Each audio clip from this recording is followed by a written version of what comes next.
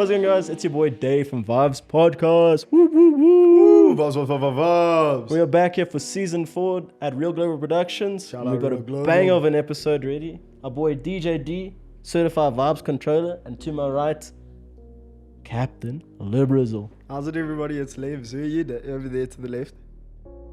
Oh, I'm David. Sorry, I forgot to introduce myself. Oh, no, I said my name. I'm David. Davey, it's a massive one today. I'll be very honest. I'm pumped. An episode that I'm VV excited for. I feel like it's always strange when we have guests because it's like they don't know how long we've been looking at them in like the most like respectful, not creepy way ever. But today we have the vocalist for one of the biggest heavy metal bands, metalcore bands in South Africa at the moment. He has seen shows such as Ramfest, Opikopi, Woodstock, and even Wacken Open Air Festival in Germany after winning the Battle of the Bands to go all the way over that side and represent SA. Ladies and gentlemen, representing Hate City in the building today, we got Reegan. Oh, boys, what an intro. I think we can count it there. It doesn't get bigger than that, right? We've done the best we can. Amazing, man. Thanks for having me today. Oh, thank you. Yeah, man, thank you for pulling through. Yeah, I feel like listening to your guys' music, it's very like when this is mainly for the viewers, but like when you hear like heavy metal band, they mainly think like fucking hardcore screaming fuckery, and it is. Yeah. But there's also like a lot of like melodic elements to it as well, and a lot of like sick fucking breakdowns and shit. Like it's very full, like your music. I know what you're trying to say. Yeah. Like, I never know how to put it in words either. It's kind of like, I feel it's same as all music. It's always a bit of an experience. Like, it's not always face value. Like, when you hear something recorded, it's not always that. And I don't believe we're a good band to look at face value. Like, we're more of an experience because we're super energetic and we're a little bit crazy when it comes to the stage element. And I think that's really it. You just got to pitch up at a show and live that moment in that moment, because that's what's going to stick with you at the end of it. That's beautiful, man. Shit. So I'm going to talk in tangents. It's like, Oh, no, you relax. And then for like the writing process, because obviously like the stage element is one thing, but for writing process, how does it actually work? Are you by yourself there writing, or do you guys get involved there, you say? So we like to think of ourselves as still like old school. We haven't really nailed this new digital age where it's like you can sit at home and jump on like a Zoom call or a Google Meets or whatever and be like, hey dude, like cool, let's write on this. We're super sit in a room, have a jam session, figure out what like gives you that little tingle, and then you're like, oh yeah, well, we're allowed to swear on this thing. Oh shit, that's sick. And then we'd sit there and be like, oh shit, that's sick, let's try build on that. And most of the time it's everything is instrumentally led, so it always comes from like a riff that someone's had in their head, or something that they've just licked out on whatever program they're using. And then from there, it's most of the time it's myself and JMO that sit on like the lyrical side of things, but everyone's got a massive influence in it, because it's like you want to tell a story. It's like, are we telling it the right way? And then we put that across the board, kind of like a board meeting, and then it's like, does this sound cool? Is this us? And then it's like, yeah, no, okay, cool, we'll figure it out from there. Throw it away, but we'll come back to it if we need to. Yeah. But the point is always to really look at recording like 20 songs, or writing 20 songs, not recording, writing about 20 songs, and then you take like your top 10 or your top 12 that you think are really going to hit, and then you archive the rest and you revisit that at a later stage. Like sometimes you'll write something that was like 5 years old, but it might be more relevant now than what it was then. So you always trying to make more art, if you can put it that way, to kind of filter things out and then go from there. Does that answer the question? Okay, cool. That's beautiful. Cool. In terms of like, obviously like your guys' process together, like obviously you joined the band in 2019, right? You just at the end of 2018, but yes, 2019. Oh, okay. Yeah, just at the end of 2018. Yeah.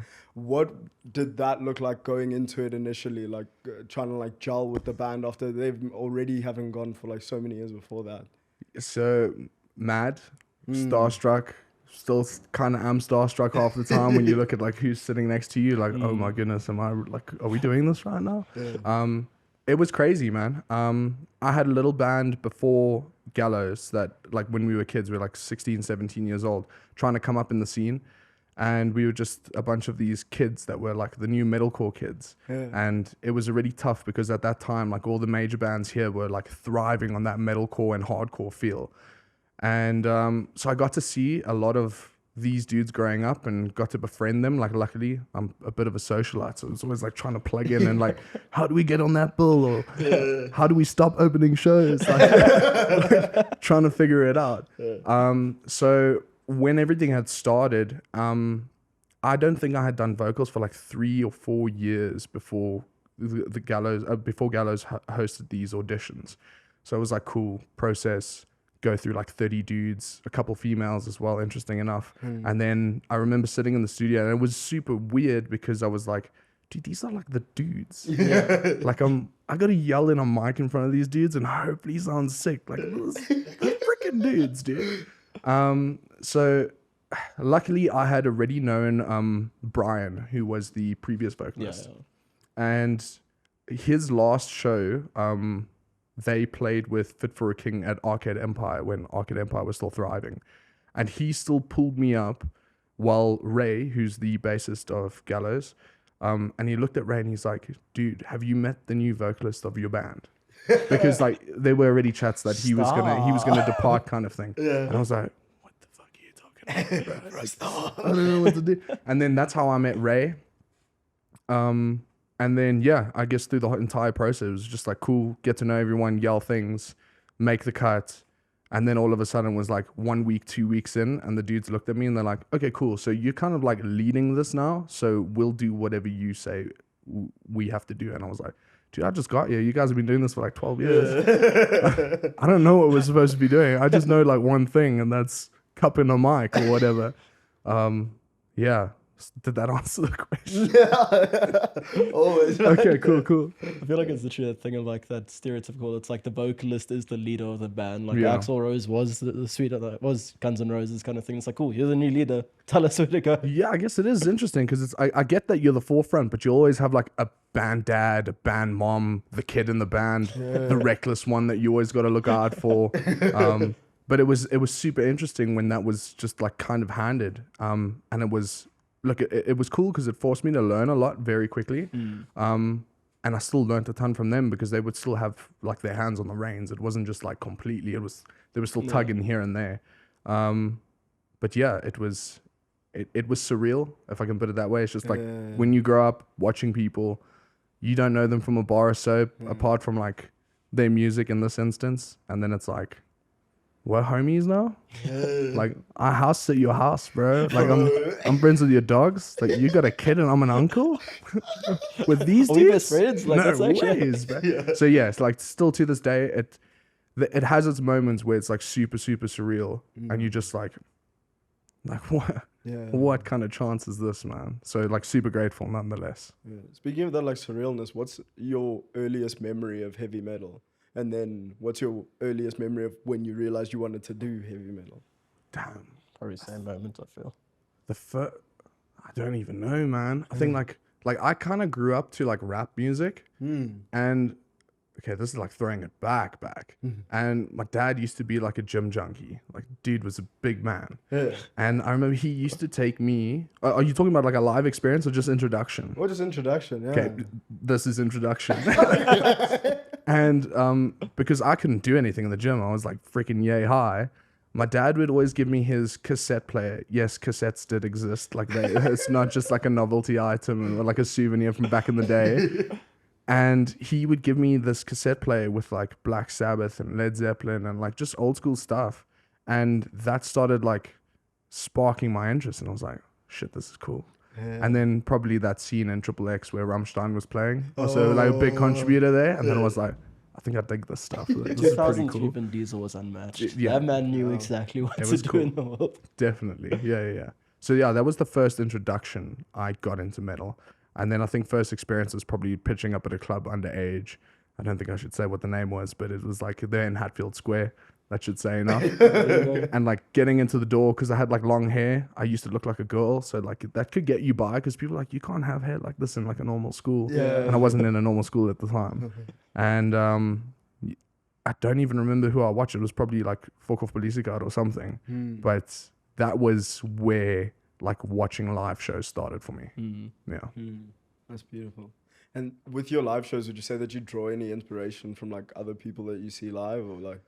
Definitely, man. Like, I think jumping into the shoes of being the singer for Gallows, it was like Brian was a machine, a machine, and I was like, okay, I can't just kind of sound okay screaming shit at people. You got to have like a persona and like an energy, because you got to sell whatever you're doing at the same time. So he definitely inspired it, and then I think just a lot of like big time singers like classic Ollie Sykes and Mitch Lucker and like dudes from major bands like Bring Me the Rise and Suicide Silence and stuff. Watching those dudes kind of just curate, if that's even the right word, but like just make a crowd do what they want to do. You're like, that's sick, dude. That's so I would say those dudes for sure. I think that's what fucking terrified me going to see you guys live. Is like literally, it's like, guys, we want a fucking wall of death right now, and it's like, wait a minute. And it's with haste as well. It's not like, oh, we'll get to it. It's like, okay, like, yes, sir. Yeah. Yeah, that's like a crazy. I don't know. I feel like in being part of like a band, you have to almost have so many different facets locked down. So you have to be a great singer. You also have to be like a solid O to some extent, but you also have to have that like crowd control aspect where it's like everyone, I don't know, does what I want. You know what I mean? Yeah, in a weird way. Like your vibe control essentially. Yeah, that's right. Like I think if you're gonna stand there like stagnant and not really move, there isn't much energy to that, and like your music's got to be insanely cool. But even with that, it feels like, okay. Like I watch DJs sometimes, and like I like watching them flick a wrist or get like hyped up behind the desk, and you're just like, okay, that's cool. Like I'm in now. Like you bought me, bro. Like maybe the music even sucks, but that sold me. I'm still here for the vibe.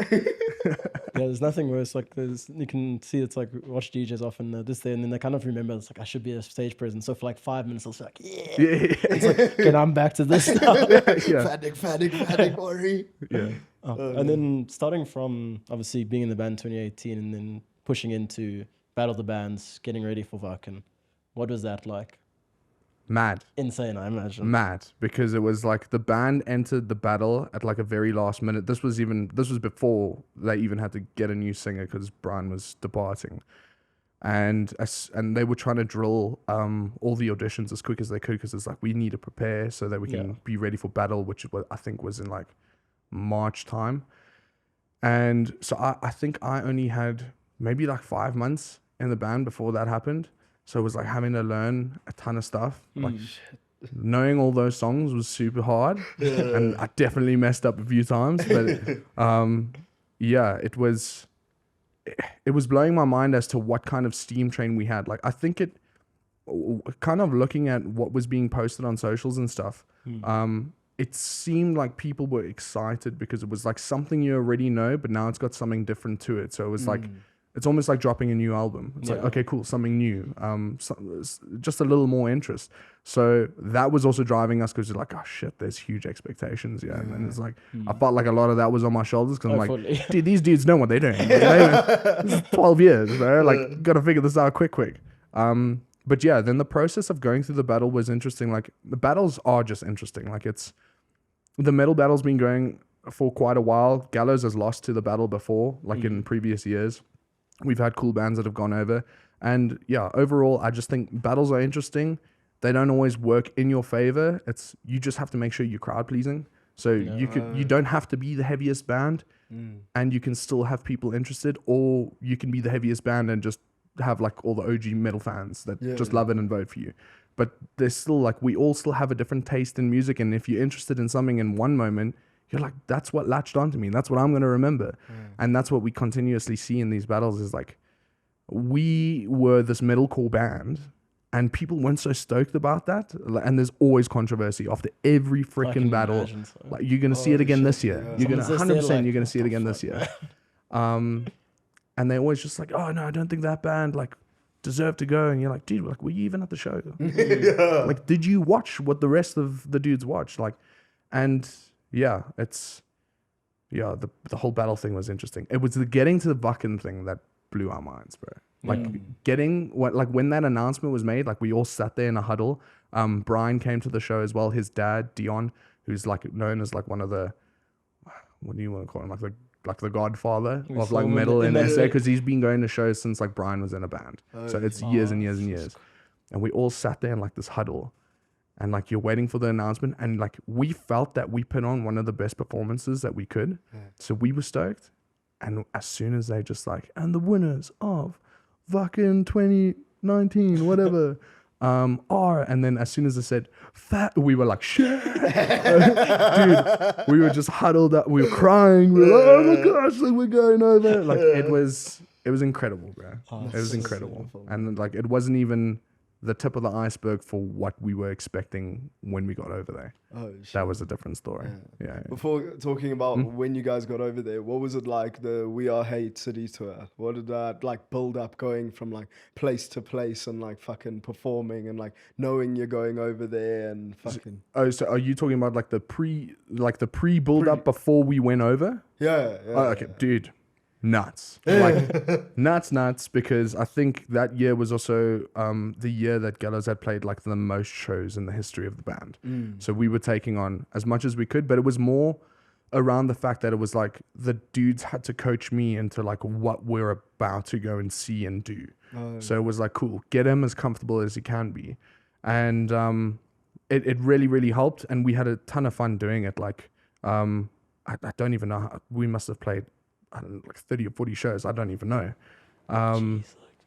But it was super, super cool getting to stand alongside even other dudes that I'd watched growing up, and like seeing their camaraderie with your boys, and now like, you're like one of the boys, and you're kind of like, there's no freaking ways, dude. Like, this dude didn't just come up to me and be like, yo, what's up, Reegan? I was like, bro, I've never met you. I've only seen you from afar. This is so freaking cool right now. So that year definitely helped me understand a little bit more as to like what was happening in the scene and within the bands, and seeing that brotherhood that does exist, and becoming part of that. That was, for me, that was like top tier, man. That definitely changed a lot of things for me moving forward. Yeah. 100%.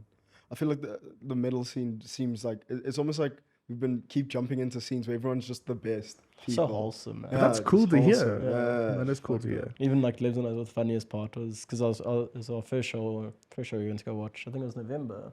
Yeah, I think so. Where Sunken States and you guys Oh, would play. Never go wrong with Sunken State. And then like we went and we were watching around, and then like you literally were like screaming your heart out, and then right, thank you so much for the support, guys. I really fucking appreciate like the most like genuine like, thanks guys, I really appreciate you all being here. We're gonna be sticking around. Come get a beer with us. Dude, it's like, it's totally part of it. Like without any of those dudes out there, you're playing for yourself. Like you're just in band practice. And I know it's such a cliche because people always, it's all about the bands, man. Kind of really is. Really, because it's like you sell them this idea. Okay, sell sounds like a very foul word to use, but like you sell them this cool idea of like what you are, what you do, and at the end of the day, it becomes like really a reflection of like who you are as a group. And if people latch onto that, then it's like, okay, cool. Then it comes down to like, you're not just befriending these people or giving them something to release the same way as you do to everything else you're listening to. It's like a matter of not only this, but we've got like this array of other things. Like we want to provide you with cool garments and stuff, and like if people believe in you enough, they buy that, and that's truly where like you get to make your money and like do cooler things for the crowds that are watching you. Like 100%. that's where like money's never made it into any of our pockets, and this literally, what are we? And we're in Feb. This month was 17 years old as a band. No one's ever made money from this band, bro. Everything's always gone back into the band. Like that's how the system works. It's always just try and give back as much as you can. Yeah. Make it like sufficient so that you Okay, can always keep doing cooler shit. Yeah. Sorry, I almost made that sound like a charity. That's not what it is. We don't have that much. Things are time, man. But yeah, pretty much. Even for me, it's like, I think one of the big things that like you don't realize is like the first impressions or second impressions that you make after the shows, where people are like, oh damn, like those guys are so nice, and like that like opinion will go across everyone there because they tell their friends about it, and it's like, oh, those guys were so sick. That's new fans as well, because the amount of times you've heard someone with a bad opinion and it's like completely ruins the dream. Sour taste in your mouth. It's like kind of goes back to that saying of like, sometimes you don't want to meet your idols. Oh, fully. And like, I think we've all been there where you've met someone that you thought was so much cooler than they were, and you're just like, kind of you put it off, and then you're like, be it whatever they did in their life, did you ever revisit what they did in their life? Probably not. You know? So also, if people are making time to watch you, make some time to talk to them, like Oh, Yeah. That's without a doubt, dude. that's a bar. Till Francois was like, "Okay, guys, everyone, Yeah. fuck up my house. 2 o'clock, get out. It's 2 o'clock, go. Stop drinking." And finally, getting there to Vaken. What a fucking man. God damn. It looked like an absolute dream. It was. Did you nuts. drink water at all, or was it just beer? It looked like beer was your water. There were waters on stage, so we drank some waters on stage. But funny enough, like a lot of people thought that we went to go and party, which I mean, in essence, you do. But we had like a whole different mindset to the approach. Like as the whole journey was being planned, like just before we even flew over, we spoke to a couple of friends that were organizers here that host like Cranked Up and another event that was called Brochella, and friends from like Ramfest and stuff. Yeah. And we were trying to plug into artists that they've brought that are over there at the same time. We were like, can we make arrangements to like maybe jump on a tour with them of some sorts? To extend or penetrate the market a little bit better, being outsiders, like instead of just playing this battle at a massive festival. So without a doubt, dude, Mecca. That place is Mecca. 100,000 people.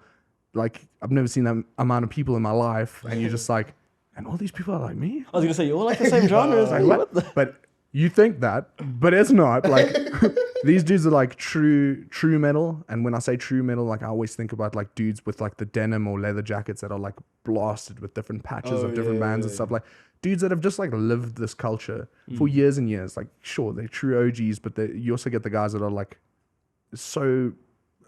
I don't want fickle's also a bad word, but they're like stuck to a genre and not very open. But anyway, that sounds negative. Let's not be negative. This place was nuts, dude. So as the preparations went through, we were like, cool, let's make like pamphlets. Like we knew what stage we were playing. We knew what time we were playing. Like, so we went out and you have like a guide that shows you around this festival. And you've got like these massive sites, bro. Like there's a site that's like just the artist hospitality section that was like between a couple stages. And that's where you would meet like all the major promoters from like other countries that are there to judge, because there's about 30 or 31 bands that compete at the battle stage at Vaken. So it's like you don't earn a slot to play on the lineup of Vaken. Like that comes with time, but you earn a slot to go like battle against other countries and meet those dudes and also prove yourself to a completely new audience. Exactly. Yeah. So it was super surreal. I wish I could pop up some of the videos of like, we had like homies reacting, like typical like turn to the camera kind of a reaction where it's like, oh my God, what is this kind of thing? Because it was just a freaking sea of people. I feel like I'm going on a tangent here. No, man, You're on a podcast, you can literally do it. But yeah, man, getting to meet some of the bands from the other countries was crazy. Seeing how well run this entire organization was crazy. I've never seen something so fluid Like in my macro life. in the middle Dude, of the nowhere. macro. So you watched the video. Yes, We watched man. the whole thing. Dude, we spent some time making that docu. And like, Yeah, that was beautiful. yeah, we were hoping that people would like just take a look and get an idea. But yeah, that macro was nuts, dude. You buy freaking Kinder Joys and like Nutella, and you can buy a braai chair. I don't even know what a braai chair is. You can buy a braai. Right at a chair. Dude, like there was so much stuff there. But yeah, it was huge. I think in the 4 or 5 days that we were there, I don't think we saw the entire festival. Like it was that big, dude. There's like 11 or 12 stages, but jumbo, man. Like one of their small stages is like Ramfest. And you're like, no ways, dude. That's insane. How is that possible? Is it all just varying levels of artists at different stages, or is it like different genres of metal? So Subgenres, they did like theme it, but I would say they still kept like the clash of different genres. Like on one stage you could see like a complete folk band that like wasn't really metal but just had enough distortion to be metal. There's another band from for the life of me, I think it was Overthrust. It's an African band. They're like pretty well known. It's like these 4 black dudes that just rip leather. Like it is the coolest shit. Like they look awesome. Their singer's name is Vulture. They call him Vulture. And I'm pretty sure that they've performed at Vaken like twice, but as invite. Like to get invited there, which is like a whole different thing. Yeah. So the stages were pretty diverse. Like you had like old school heavy death metal. You had Cradle of Filth, which like Jesus Christ. I'll be honest, like, I grew up to them, but when I watched them, I was like, this is not a good band. Like, instrumentally, maybe, but I was like, Danny, Live, not a sorry, dude. Like, I don't want to badmouth, but I was like, that was one of the acts that I just didn't enjoy. And then there was some, like, super core bands. But yeah, most of the things that they like in Europe is, like, thematic. Like, they want to see you in chainmail and, like, this weird shit. So we walked up there and we were like, yeah, we're from South Africa. And they're looking at us and they're like, there's one colored dude in that band. They're not from Africa. These dudes are all speaking English. Like, what is this? And we're like, dude, straight up, like, Pretoria, Johannesburg. Like, that's where we're at. That's where we're at. But yeah, and then I think the coolest part about that whole experience was playing to a crowd that had never heard of us. So it's like you get a very authentic reaction. And it took like 1 or 2 songs for them to warm up to like, what are these dudes doing? Yeah. And then next thing it was like, cool. There was a mosh pit. Dudes were fucking crowd surfing, like doing their thing, and you're like, okay, cool. Maybe we were meant to play some music. Like, so that was amazing, dude. Yeah, because that was one of my questions as well. It's like that feeling of going to a place knowing damn well that they've probably never heard you, and like we've got like a free, what's the word, like open introduction kind of thing. Yeah. It's like something beautiful. Dude, completely. So stressful, but also probably very beautiful. Dude, definitely stressful because you're like, it's another battle. Oh my goodness. I'm just so tired. These people don't know us. We look like normal dudes that you'd see in the mall. And now we're about to play some heavy shit. Comparatively an indie band. Yeah. I don't have a fucking Viking. Yeah. I'm the last guy in a Viking. Oh, fuck's sakes. Yeah. So it was definitely precious and one to hold on to. And I don't think it will ever leave us. Like, we were on such a steam train after that, man. Such a steam train. Obviously jumping from the success from back and just like that sheer moment, and then 2020 hits, big pandemic. What was that like to like have like all those aspirations and like things that you wanted to do, and then big halt? Yeah, that kind of ruined us, man. Like, I know it affected everyone negatively, and like I know how people preached as to like how negatively it affected like the music world. But it ruined us like completely. I think it actually broke us apart as like individuals, not just musicians. Because what had happened is like not only did we get to play that fest, but like obviously when I spoke about getting in contact with the guys that we knew that had brought other bands over, like just before we went over, we got to do a little bit of a tour with like a band like Ginger, and Ginger's huge, man, massive Ukrainian band, and making all those connections. And then we got approached by a label, and then label was like, cool. Do you guys want to sign on? Took us a few months. We're like, yes, sweet. Eventually we were like, yeah, we're going to take this. When else are we going to get another offer? Let's see what comes with this. And as soon as we got back and accepted the offer that they proposed, they told us that we had an opportunity to go and play a festival called Summer Breeze, which takes place in Belgium. And Summer Breeze the lineup on there was ridiculous, man. It was like Architects, While She Sleeps, like all these major bands that like are big influences of us, and just bands that we idolize, really. And as soon as I think it was March, it was actually the last Ramfest that took place for a while. We had played with a band called Black Dahlia Murder, and we were like, oh, dude, like everything's just working out, like it's sick. And as soon as it kicked in, man, like we were just like, we felt crippled, like completely crippled. Because we were told like no one knows if the festival's still going to take place. We don't know if you're going to go anymore. And the problem with getting onto this label was like you need to churn things out like yearly. So if you're not giving them an album, which is what we were busy with, like we had already had all this new stuff that we prepared for the Wacken battle, and it was just like, cool, add to that. Like we just need like 6 more songs. That would have made like payday, if I can put it that way. Like the easy finish, basically. Yeah, and next opportunity, and like that could start your whole routine of touring more. Like you could be going over for a month instead of going over for 2 weeks, kind of thing, where it changes things. And like I said, we're an old school band. We aren't part of this technological age where it's like we all know programs. I know shit about programs. Like, I don't know anything about plugins. Like I know what they are, don't know how to use them. Like I can record vocals and be like, cool, do what you have to. I've recorded this on my like, phone, and that is it, dude. And there were only about 3 other dudes in the band that really knew how to run the programs. And because we were apart and we work with being in close proximity and having that Like the synergy vibe of develop, each like other, when you're in the basically. room. And we couldn't get that, so it was like, okay, cool. We haven't finished writing anything. We have nothing to send them, and we don't know when COVID's ending. So it was like, what do we do? Yeah. And like when you have a release, like we got gym, we've got going to a festival, you got drinks with your mates, like whatever you have as a release. Performing live was one of ours. That was our major Yeah. release. Like getting to do that because that's what you really give a shit about.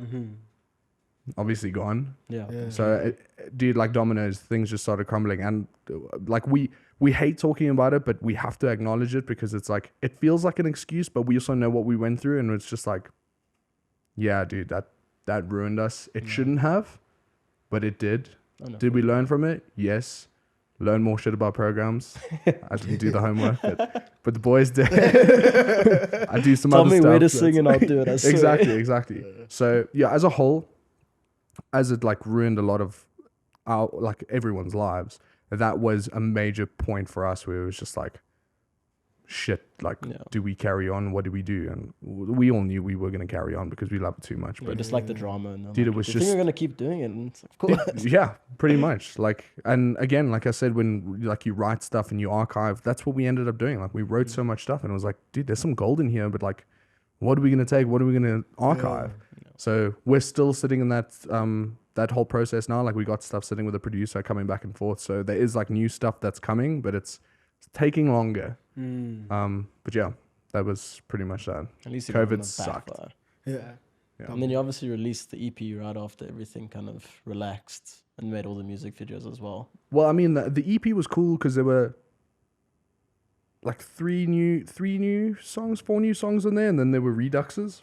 So Redux is cool because it was like, the reason we did the Reduxes was like we had to put something out quick enough. So whoever we're sending stuff to in Germany can be like, oh, cool, this is what they sound like. Because we couldn't do it with Brian's voice at the time because it was just like, it's two different people. And we sound like, not drastically, but we sound fairly different.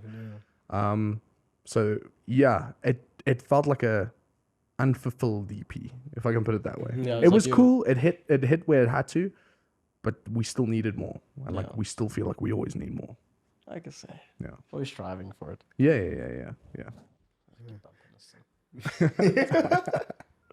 But like musically like that, do you feel like now after like being after COVID and getting to almost reconnect with the people, do you think that was also a part that was, I don't know, I don't want to say missing, but like that fan interaction, I imagine, is very important for the song banged, now let's get back in the fucking studio, fucking start recording some vocals, drop some shit on that, yeah. Definitely, dude. Especially the like the 2 or 3 new ones that we did put on there. Oh, actually, we haven't even recorded the ones I'm talking about. We've only, what we ended up doing is because we couldn't get into a studio, we just decided, like, I looked at the boys, I was like, dude, I know it's not out there, but I think we need to play this stuff because like we can't be playing the same set we did when we went over. You got to refresh things a little bit.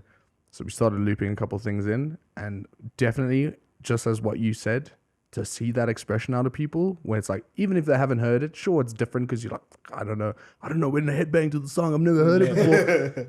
But it hit hard enough where people are like, oh my God, when are you going to release this? And you're like, yeah, no, we need to get cooking quick. That was cool. And yeah, since then, we've been cooking. That's beautiful. Yeah.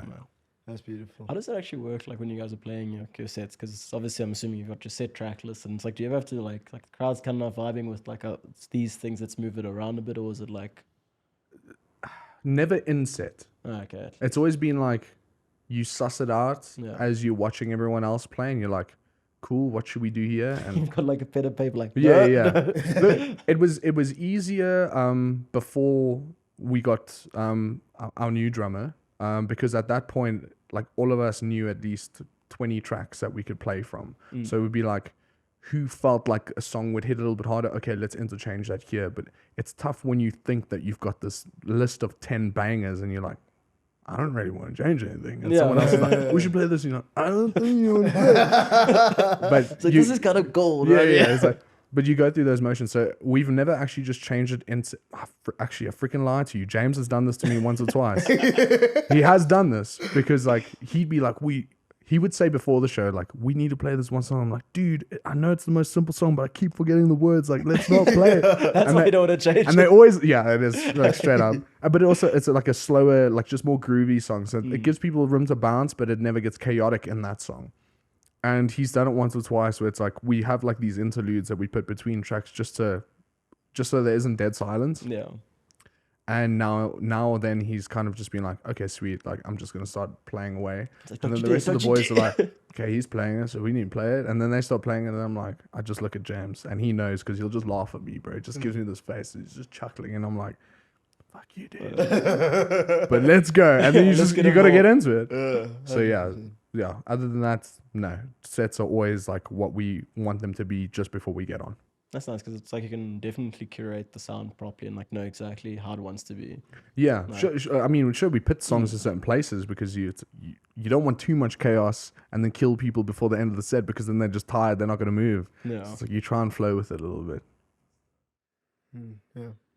I feel like it's such a sick, I don't know, just like I don't know how to put it, but again, it's like one of those things where you have to, even though you know the scene and like everybody is like, I imagine like familiar with one another and all of that. It's like you're still kind of like there are new people, there are new ears, and also I still have to impress those fuckers from last time who had a great time, and now I have to outdo that. But like we had to say there was one thing in the scene that like I don't know that you think not needs to change but would better the scene. Like going over to Germany, seeing how everything's done over there, coming back, like dealing with internationals and all of that. What do you think is like missing from our scene that'll give it that?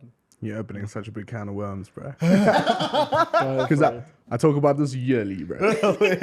But something that I think, and maybe you guys can relate in, like, look, I'm not just in the middle pool. Like, I love electronic music. Like, I'm there a lot, but I'm not in the back end, so I don't get to see what's happening there. But something I grew up seeing in this scene was a lot of community, and that's why I loved it, because it was like, dude, it's a bunch of people that all are outcasts. And it's like, what better thing to do than put a bunch of outcasts in a room?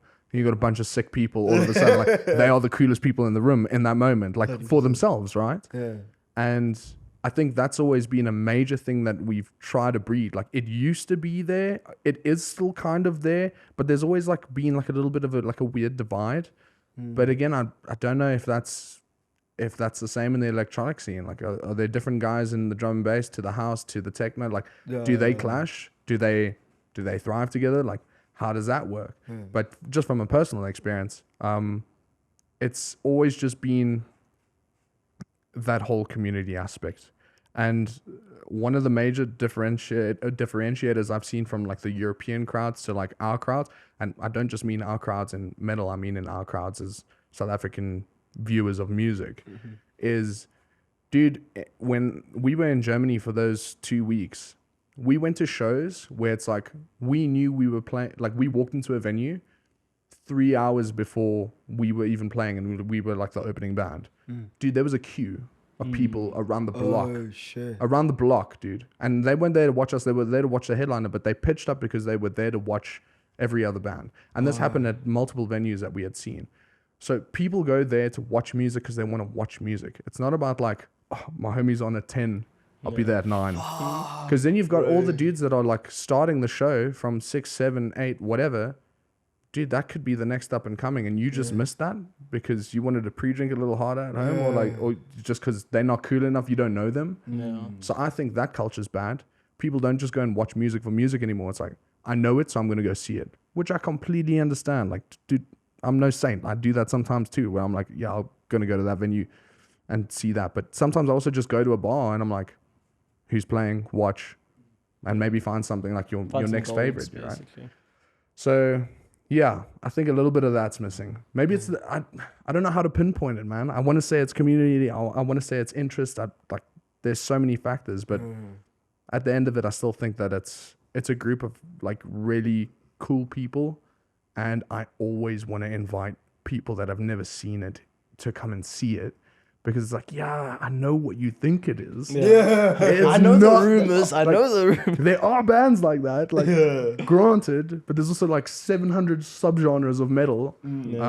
Just come and see something. Like, and I've witnessed it by my own friends, and sure, they were my friends, and sure, they wanted to show support, but like when I'm bringing dudes that are like just love electronic music, and they come up to me and I have to see videos of them in like the mosh pit, and they're like, dude, this is the sickest thing I've ever done. Like, people were pushing people and picking people up, and I'm like, dude, that's that, man. And they were like, that's so sick, I'm coming to the next one. And you're like, okay, cool, that guy got to experience something, and that's what he got to remember from it. So I'm like, that's good enough for me. If it helped one person be like, yeah, it's not that bad, that's cool. That's the big thing as well. I mean, for us, we very much newbies into drum and bass at the start of the year, and then also last time we went very much new into metal. And both times it's like you just go there and you're like, how have I missed this? Like, how have we not been going to these things more often? Because drum and bass, we got there and we're like, this is the most beautiful genre ever, and we want to like go to everyone. And then also at the metal show, we were literally like, how is it the same as drum and bass? Like, how is it the exact same feeling that we got, where it's like, I just sit there and watch everyone. We got involved in not a mosh pit, wall of death. I was so scared. You guys went dangerous though. The wall of death is a big deal. we were with Rainer, and he grabbed me, and then we were running, and then he like was basically falling. So I was like falling like this, and then I was like, oh, I'm gonna die. But the whole time I was like, this is so much fun, and it's need to try it. Definitely. At least once, bro. No, but it's like you want to tell them to go to the right show for the first time. Like you don't want to go to the cliche show. Like, I'm not shunning anything. That's just like, it's fact. It's you don't get into, I don't know, all the subgenres of like. So you don't get into drum and bass listening to Jump Up. You're not going to get into dubstep, not getting into drum bass. That's if I can use that as old school. Fair. But yeah, it's like you need to start gentle. And like climatize in a sense, and then it's like, then you find your level and you're like, yeah, that's me, that's cool. What's your go-to if you had to recommend someone? Like, if someone was like, I want to get into metal, I want to come to shows, where would you take them? Oh gosh, damn. I want, like, where am I? Like, venue or venue, genre? I guess it doesn't really. We only have like 3 venues. Yeah, that's it. Where do you stay, Pretoria? Yeah, close enough. Band wise, damn. That's a good question. I would probably start like more on the rock and roll side. Like, if you've seen bands like, there's no screams, but it's like Rough Magic and Acid Magnus, and like these are a little bit more chilled. It's a little bit harder now because there's like a very big gap in all the genres. So it's like you'll have like very death metal, then you'll have the rock and rollers, or I don't know what all to call their genres, and then you've got like metalcore that's bridging on deathcore in a sense, and then you've got like punk. So actually start with punk shows. Because the thing is, at a punk show you'll get the same energy. So punk and hardcore, hardcore's a little bit up there, but punk for sure you'll get that same mosh pit energy, but it's like, it's easy listening music. Like, if you've ever heard of an artist called Kenny Hoopla, Kenny Hoopla is insane. Sick dude. That's punk. And that's like, we've got some kids from like Soweto and stuff that are doing that kind of feel, if not a little bit more grungy. That's a cool place to start. Oh, yeah. That's fucking sick. Didn't even put a big name in there because we need to support the kids. I'm trying to think, is that the, what's the band called? That one from 21 Soweto? Children. I'm not sure if I have my one friend Red, she's the Beach Boys. Oh, yeah, Richard. Yeah. When I told him I was going, he's like, dude, Dave's awesome. He's awesome. Dude, Beach Boys, awesome. That's like a hardcore band. Also very easy listening to. Like, if you can see one of their shows, without a doubt. But odds are you might catch them on the same set as a 21 Children set. Yeah. And so it's like, it's you'll double, be in double. That's beautiful. Dude, Beach Boys is one of my all-time favorite bands in this country. All time. He's a sweetheart, man. Do you guys remember a band called Weed Dealer? No. Similar vibe, but also was sick. That's so beautiful. That's where we're going to go. Yeah. We're going to start from the bottom. We're going to do our journey as well. Yeah, we went too good. Yeah. Too quick. I said, you want to see Facing the Gallows and Sunken State? How fucking yeah. Dude, you can't go wrong. Like, we are fun. Like, Gallows has been known just to be like this party band. Like, I don't think we sound too intense. Like, there's moments where you're like, what the fuck is that? I have videos on my phone and it sounding very intense. I thought your vein was going to pop out your neck, I'll be honest. My big shock was I still can't hear the words, like when you're like doing the scream. And then people were like next to me singing. I was like, you're lying. You definitely don't know this. Dude, it took me ages as well. Like, when I was first getting into metal, it's like half the time I was just like, I listened to it because I just liked the sound of it. And then it was like, I've probably got to learn some words at some point. Yeah. And then there were some guys where it's like, you start figuring it out. And then there's still to this day some dudes where I'm like, I need to go Google that, bro. Yeah. I don't know what he's saying. Genius. What does it say? Yeah. What did he mean by this Yeah, as well? yeah, Like a heavy metal cover band, but you don't know a lot of what the screams are. It's like 3 words in one scream. You're like, fuck. I don't know if I can hit all of those. Well, guys, we've gotten to a very missed part of the episodes. No way, bring it back. The ones that nobody ever wanted back, but we're Vaabs podcast, so we'll never fucking drop it. It's your Vaab checks, David. Tell the people what a Vaab check is. I haven't had to do this in like 4 months, so please bear with me.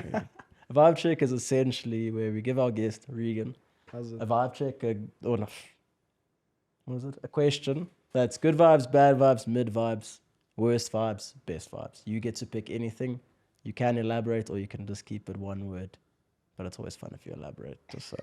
I don't know why he gives them the option, I'll be honest. Slam the vibe check lips. So, first Vaab check is Vaab check on Hate City. As in Johannesburg. Yeah. So I'm from 012. I think 012 is better, but like people are gonna hate me for saying that because my whole band's 011, dude. Well, sure, I got Dominic now, so there's 2 of us in 012. Oh, shit, So what's yeah, up? yeah. What's There you up? go, dividing it. No. I think Joburg's cool. It's got an interesting culture. Like it's vastly different to what Pretoria is like. Well, that's what I think. I've always found Pretoria like a lot more chilled. It's laid back. I work in Johannesburg, so getting to see the two like every week, I'm like, Johannesburg's very like up-paced. Oh, you hustle there. That's Dude. the thing. Yeah, fuck. Yeah, For business. like it's each one's got its pros and cons. Mm. Yeah, but I won't shun Joburg. I dig You Joburg. can. Which one do you think has the better metal scene?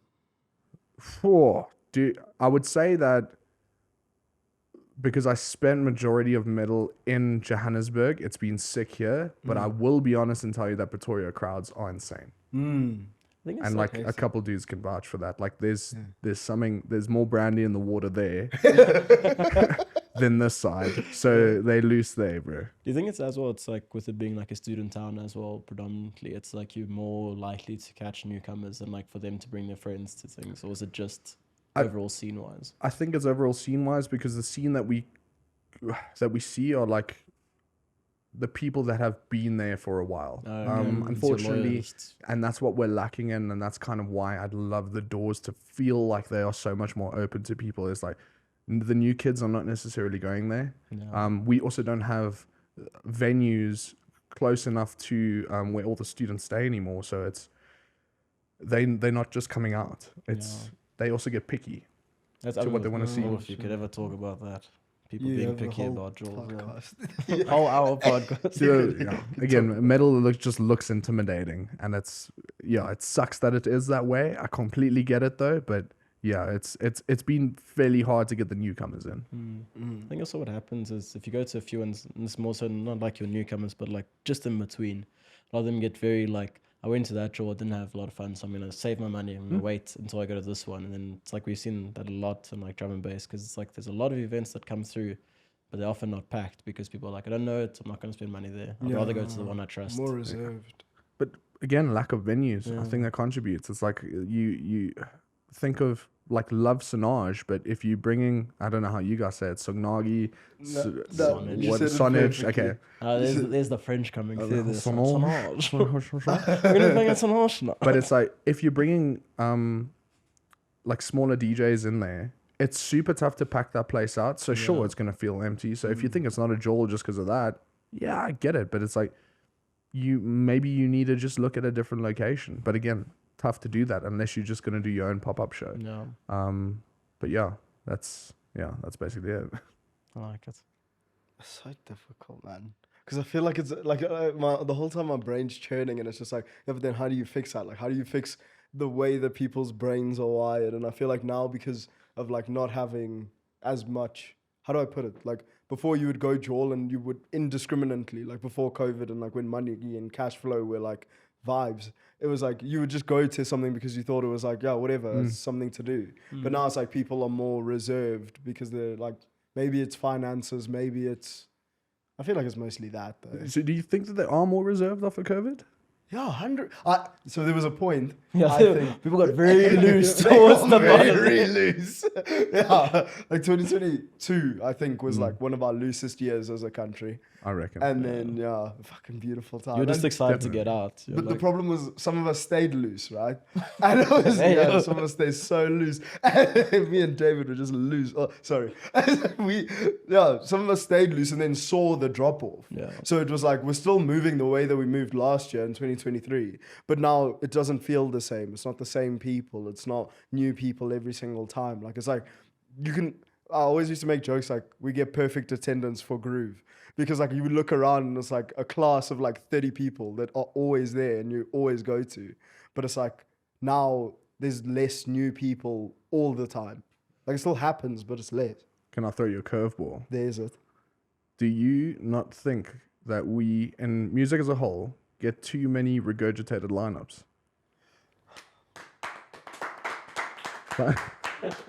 oh boy, if we could ever have a conversation about that. I completely understand like why it happens, but again, going back to like if an organizer's putting smaller DJs in a place like Sonage, again, I love Sonage, know the boys. If it wasn't for Francois, This wouldn't be so what's happening. up, dog? We would never have the guts to But- say that. like if it's not being organized to cater to more and more artists, and like sure you aren't always going to have great artists, but like give the ones that are at the bottom a chance, like to do something. Not like, you get what I'm saying, like Yeah, Yeah, definitely. you still need to have a professional persona as an artist, regardless of what you're playing. But we need to diversify the lineups a lot more. Like, so you referred to a vibe check, which is cool. We have vibe checks in all music. Like, it's like where you play something that someone knows and then you fucking curveball them with something that they don't fucking it's know. Like we do that, play hip hop on stage and then metal, and it's like shit, vibe check, or like play some share. It's like, do you believe whatever? The fuck. But what the fuck was my point now? Oh, so I think like bringing in newer artists and definitely diversifying the lineups. But then in saying that as well, we need to like cross pollinate more of the genres, because that's how we get all the different communities understanding the different communities, and that's also how you build different bigger fan bases. Yeah. So we're doing something weird now at a festival called Millipop. I don't know if you guys have ever been. Like I've gone for several years and it's sick. Like I love it. So to play there is like completely different, but we're what you would call a taste breaker. Yeah. So it's like you're gonna be listening to, you got the rave cave. There's gonna be a lot of house and electronic music in there, and then you're gonna have a lot of like indie and like ska and like Fuzzy Gish and them on stage, and then like next thing metal band. It's like there's gonna be people there that are gonna dig that, and there's gonna be people there that are gonna hate it. But some of the people that are gonna dig it probably never knew who the fuck we were. And same thing, dude. It's like metal shows, cool. Bring someone soft there and like let that happen. Like that's just what I believe. It's like bring new guys in instead of. I'm sorry, but I'm tired of seeing like Jeremy Loops and Desmond Tutus and stuff. Because Like they've had a dude, chokehold on the Indian industry for how many years? again, you understand it because it's like, sure, those organizers have to make dosh, and that's what those dudes are doing too. But man, get creative. Like, Yeah, we're like you lacking can here. afford to like throw in like a curveball there. Like it's like you have like a break between your headliners where you put someone that you think is like fucking sick and will show the people something, like a taste breaker. Like I feel like that's such a sick concept. Yeah, dude. And but it's also it has to be angled back at the artist as well. Like, act professional. Yeah. Be good though. Yeah. Like you need both consideration, or both to consider. But anyway, sorry, curveball. No, for me, I was even thinking it's as well. It should also be a thing of like, you, as an artist who's been getting booked and like having that struggle, you also need to then push yourself to keep giving people what like new things. Because I feel like the artists that have the chokehold, they've just been doing the same thing for how many years, and I think that's the stagnation that comes there, because it's like, But if the same thing works, why change it? It's even a corporate thing. evolve, Especially- change. I understand art, yeah, but I feel like there's always that thing in the back of people's mind where it's like, yeah, but if I change and people don't like it, then what if I fuck up and then I mess the bag up? You know what I mean? But now I'm staying consistent and I keep like, you throw the same party every week, week in and week out, and then you still get the same result every week in, every week out. So you wouldn't have in your mind would be like, there's actually no reason to change the damn thing. The problem is capitalism. Capitalism. I'm against it fully. Yeah. I'm just saying, shit. I think it's like, I want to use the tire analogy, but I don't know how to use this correctly. I'm so excited. But if you're going to be driving on the same set of tires for the rest of your life, eventually it's going to pop, right? Yeah. It's going to wear out. Mm-hmm. It's not going to work. Yeah. But if you're going to add some new tires, you get to drive on a different road, maybe somewhere that you haven't been. Maybe throw some fucking off-road tires on there and change your flavor a little bit. Yeah. Hit the dirt roads, bro. See what's out there. Like, you don't know what's out there. So many dirt roads out there. You either going to hit or miss. Like, you might still hit a dirt road and, like, have BF Goodrich fucking tires on there and still land a puncture. But, like, whatever. You went to go figure it out. Didn't work. Cool. Gonna go back to my slick Pirellis or some shit. Hit the tar again. Like, as artists, like, you gotta... and I've listened to so many podcasts, funny enough, in the last year.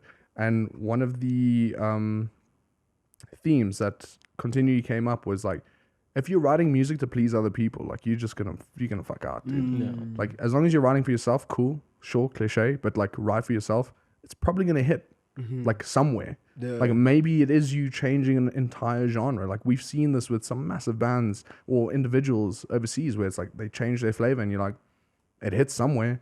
Someone still hits the Billboard Top 100. Like. It's okay. So I'm with you. I'm also not with you. Like when it comes to like, I get it. If it ain't broke, don't fix it. Yeah. But sometimes it wears out. Yeah, you have to. Like, yeah. Facing the Gallows, is there anything that's coming through quite soon that you want to talk about? I guess there's only a couple of shows that we're going to be doing, but they're still like in process. I think biggest thing really for us right now is that we're most stoked to have I mean, if you guys were at Ramfest, you saw that we got the new kid behind the pots and pans. We're so excited. Dominic's a gem. People freaking out that he just turned 17 at the end of last year. Kid's a prodigy. Definitely so much value to add to us, and he's definitely one of the boys. Like his humor is on par. He was born and bred to be part of us. He's family through and through. So just excited to see where we go with him next. And yeah, we're looking at booking tours overseas. So hopefully we got some announcements we get to make maybe later in the year. But either it happens this year or it happens next year. But yeah, other than that, there might be some cool collabs. That's something. Yeah. I'm working on a drum and bass / metal collab as well with a big name in the industry. So we'll see when we announce that. Okay. I always forget to ask, but it's like I still don't understand that connection between drum and bass and metal. It love makes it. so much sense, but I don't know how to explain it to someone. Have you ever watched a guy named Sullivan King? No. He's a DJ overseas. No. Okay, when you get the chance, go take a look at that guy's sets. Insane. Oh, I'm so And excited. that's big things. Bro. Recently just started listening to the Pendulum as well. Oh, treat. Because Shock One came to Joburg, and then he was in a band with two guys that started Pendulum. And then I was just listening, I was like, this is the most confused I've ever been in my life. But it's amazing. That's beautiful, man. Reegan, thank you so much for coming through. Thanks for having me, man. Catching shit with Beautiful us, man. vibes. Yeah, it's been an absolutely beautiful episode. I feel like we could fucking continue for the world's amount of time. Agreed. But Davey, take us out of here. The helicopter's landing, even though Chris he'll get it. He'll fucking... Chris says you'll 2 hours. Let's go. Helicopter, we need I think it. the best is you guys didn't want to be like addressed. It's like we're just relaxing. Don't address. It's like come here on. You can follow Reegan on Instagram at ReeganFTG. Straight up. Facing the Gallows. That's the Instagram name. We'll have all the links there. For Reegan, for Dill, for Lebs. I've been Dave, and you've been watching Vaabs Podcast, the Real Global Productions. Thank you so much, guys. It's been an honor. See you guys next week. Sure, and as always, Keep vibing. Hey, Oh, amazing. happiness.